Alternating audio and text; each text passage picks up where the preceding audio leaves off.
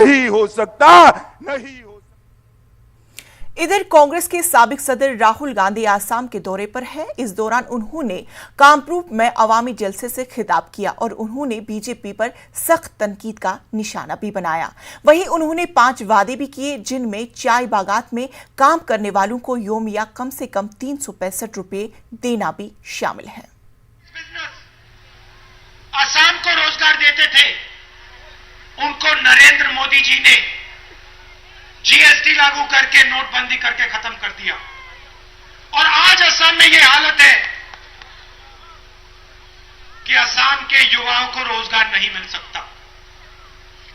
इसलिए हमने यह गारंटी दी है। हम गारंटी करके कह रहे हैं कि हम सिर्फ सरकारी नौकरी नहीं देंगे, हम प्राइवेट सेक्टर को एक बार फिर चालू कर देंगे। कैसे करेंगे? आपको पैसा देकर 2000 रुपए हर महीने हम असम के हर हाउसवाइफ को देंगे। महिला सम्मान 200 यूनिट फ्री बिजली के हम हर परिवार को असम में देंगे।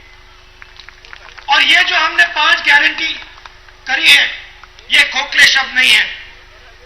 आपको याद होगा कि बीजेपी ने कहा था कि जो हमारे चाय के वर्कर्स हैं, उनको 351 रुपीज वो देंगे। खोखला वायदा किया, झूठ बोला।